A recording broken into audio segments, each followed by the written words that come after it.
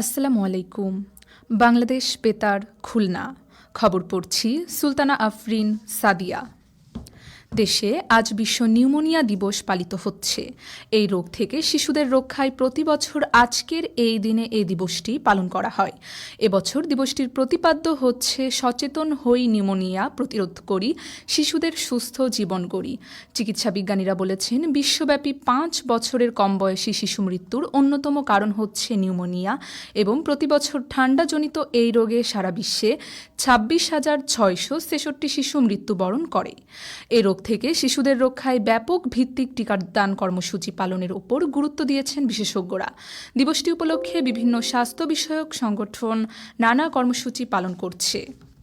মেহেরপুরের সদর উপজেলা পরিষদের নবনির্মিত সুইমিং পুলের আজ উদ্বোধন করা হয়। এর উপর শুনুন আমাদের জেলা সংবাদদাতার পাঠানো একটি প্রতিবেদন। মেহেরপুর সদর উপজেলা পরিষদের নিজস্ব উদ্যোগে নির্মিত আধুনিক মানের সুইমিং পুলের উদ্বোধন করা হয়েছে।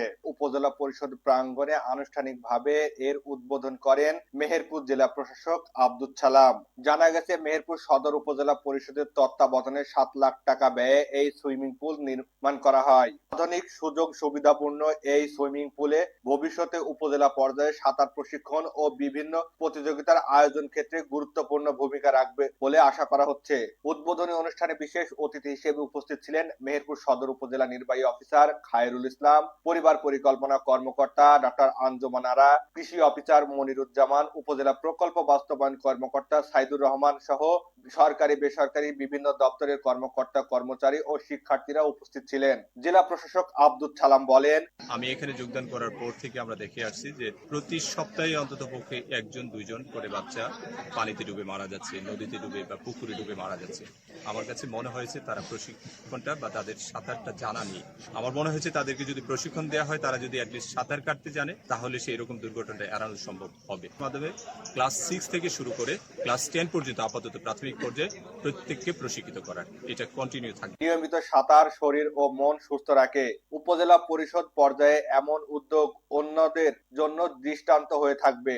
মেহেরপুর থেকে রাব্বি আহমেদ, বাংলাদেশ বেতার, খুলনা। মাগুরা জেলা প্রশাসকের বিদায় উপলক্ষে সুধীজনদের সঙ্গে এক মত বিনিময় সভা জেলা প্রশাসকের সম্মেলন কক্ষে অনুষ্ঠিত হয়। জেলা প্রশাসক মোহাম্মদ অহিদুল ইসলাম এতে প্রধান অতিথি ছিলেন। রাজনৈতিক নেতৃবৃন্দ, সাংবাদিক, ব্যবসায়ী ও সুধীজন এ সময় উপস্থিত ছিলেন। দামুড়হুদা উপজেলা আইন শৃঙ্খলা চোরাচালান, সন্ত্রাস ও নাশকতা, মানব পাচার এবং নারী ও শিশু নির্যাতন প্রতিরোধ কমিটির সভা আজ চুয়াডাঙ্গার উপজেলা পরিষদের সম্মেলন কক্ষে অনুষ্ঠিত হয়। সভায় আইন শৃঙ্খলা রক্ষা, জনসচেতনতা ও সামাজিক প্রতিরোধ গড়ে তোলা, মাদক, সন্ত্রাস ও চোরাচালান প্রতিরোধ বিষয়ে বিস্তারিত আলোচনা করা হয়। উপজেলা নির্বাহী কর্মকর্তার সভাপতিত্বে উপজেলা স্বাস্থ্য ও পরিবার পরিকল্পনা কর্মকর্তা, উপজেলা বিএনপির সভাপতি, উপজেলা জামায়াতের আমির ও উপজেলা প্রেস ক্লাবের সভাপতি সহ বিভিন্ন শ্রেণী পেশার মানুষ এ সময় উপস্থিত ছিলেন। ঐতিহাসিক 7ই নভেম্বর জাতীয় বিপ্লব ও সংহতি দিবসের 50 বছর পূর্তি উপলক্ষে এক আলোচনা সভা আজ মাগুরার হোসেন শহীদ সোহরাওয়ার্দী কলেজের শহীদ মিনার চত্বরে অনুষ্ঠিত হয়।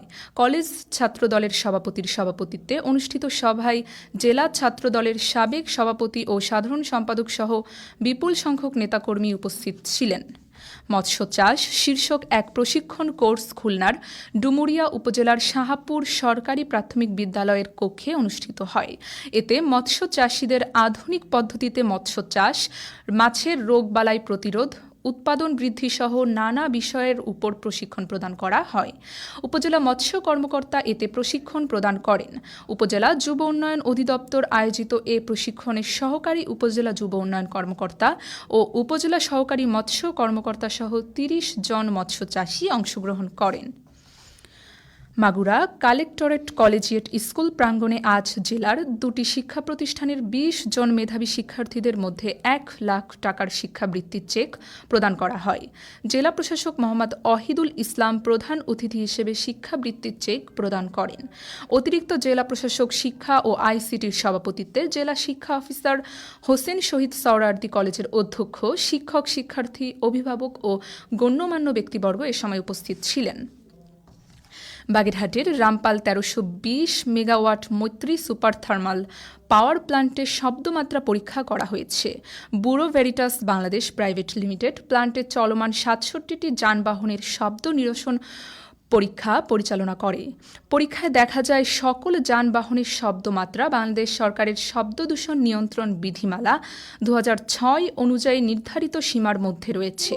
সর্বোচ্চ সীমা সাইলেন্সার পাইপ থেকে 7.5 মিটার দূরত্বে 85 ফয় অ এবং 0.5 মিটার দূরত্বে 100 ফয় অ। পাওয়ার প্ল্যান্টের উপমহাব্যবস্থাপক জনসংযোগ আনোয়ারুল আজিম আজ এসব তথ্য জানিয়েছেন। খেলার খবর। ক্রিকেট। খুলনা জেলা স্টেডিয়ামে দ্বিতীয় বিভাগ ক্রিকেট লিগের খেলায় আজ খুলনা টাইটান্স স্পোর্টিং ক্লাব 5 উইকেটে ফ্লাইং পিজন ক্লাবকে পরাজিত করেছে। সবশেষে আবহাওয়া। আজ সন্ধ্যে 6টা পর্যন্ত পূর্বাভাসে বলা হয়েছে অভ্যন্তরীণ নদীবন্দরগুলোর জন্য কোনো সতর্কবাণী নেই এবং কোনো সংকেত দেখাতে হবে না।